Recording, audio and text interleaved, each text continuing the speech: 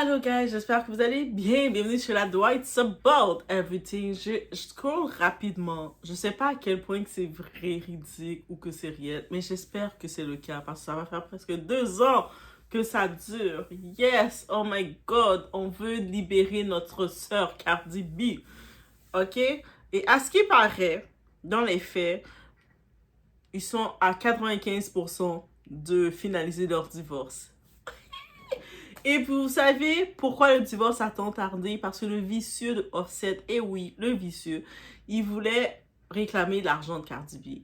Il était même allé jusqu'à dire que c'est lui qui a fait Cardi B. Donc oui, c'est lui qui l'a mis au monde, donc il réclamait de l'argent. Et oui, et oui, et oui, et oui, jusqu'au bout. Et dans les rapports, finalement, il n'a rien eu. Et c'est ça, c'est la bénédiction. Et Cardi B, tes ondes sont bien avec toi. On est chez la Dwight, it's about everything. On met des likes de support et on regarde un petit peu le tout.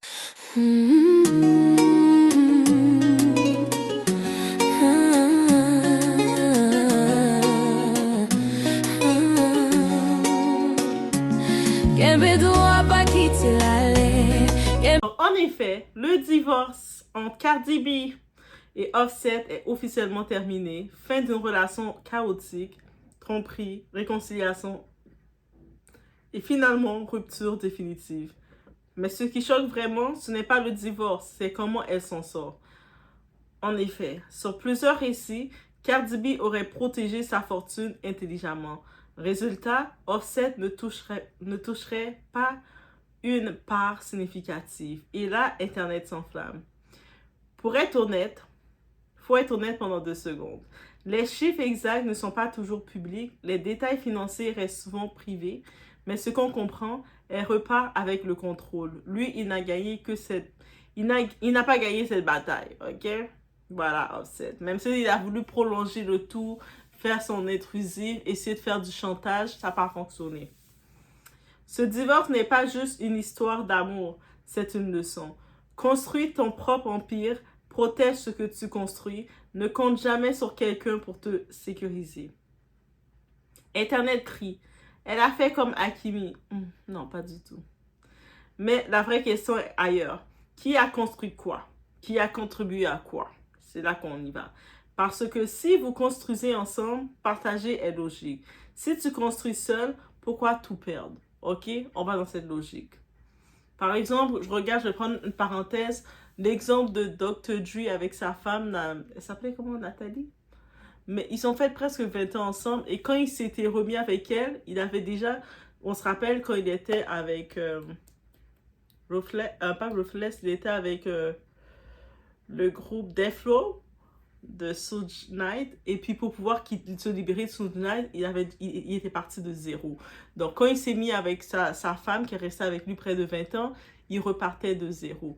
On peut imaginer, tu repars à nouveau de zéro, c'est parce que tu avais le soutien en quelque part de ta femme. Oui, la différence quand il était avec Nathalie, il avait le renom, une notoriété, il a pu se construire plus facilement, mais en repartant de zéro, il y a eu quand même des prêts qui se sont faits. Donc, quand ils ont divorcé après 20 ans, qu'elle s'en sort avec une moitié de sa fortune, parce qu'il y a un investissement qui s'est fait, en plus d'avoir eu des enfants ensemble. Ok? C'est la petite parenthèse. Si tu construis seul, pourquoi tout perdre? L'amour ne doit jamais coûter ton identité ni ton patrimoine. Aussi simple que ça. Offset a essayé de recoller, mais parfois, ce n'est pas une relation à réparer, c'est une relation déjà terminée. Et courir après quelque chose de cassé te fait perdre encore plus. On se rappelle Offset qui disait « Ah, Cardi B, je peux te remplacer. » Parce qu'il a essayé. Ce type d'hommes-là, ils sont comme ça. Ils vont essayer de te rappeler « Mais je peux te remplacer comme ça. Toutes les filles sont mieux que toi. Je peux te remplacer par n'importe quelle fille. » En l'espace du divorce, il a eu le temps de nous présenter 10 femmes différentes. Oui, toutes jolies, toutes belles. Mais le moment que Cardi B séparait de son footballeur, il était en train pour la Saint-Valentin d'envoyer un camion de petits bonbons pour essayer de dire « Je suis là, hey, je suis là. » Ok? C'est celle que tu disais que tu remplaçais rapidement?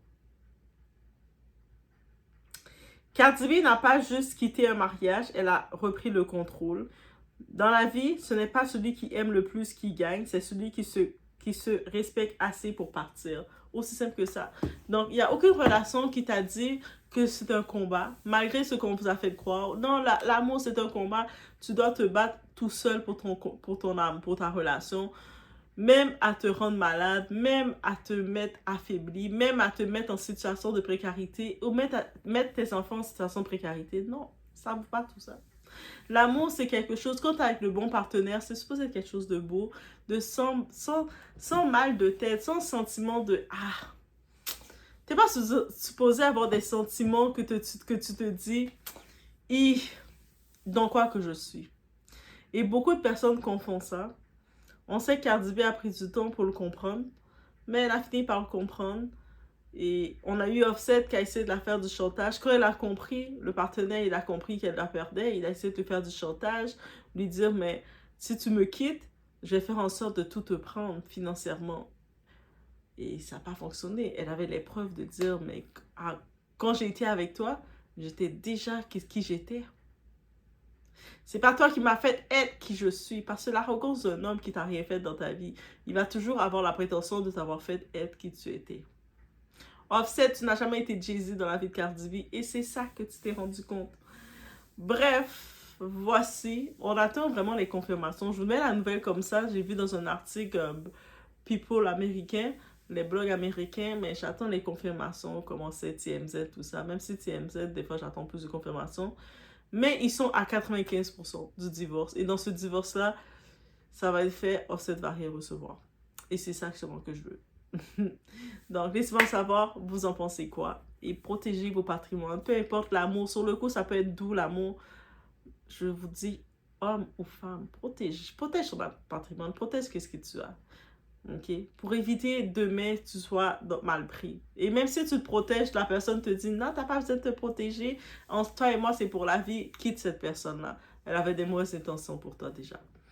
On se retrouve aux prochaines vidéos.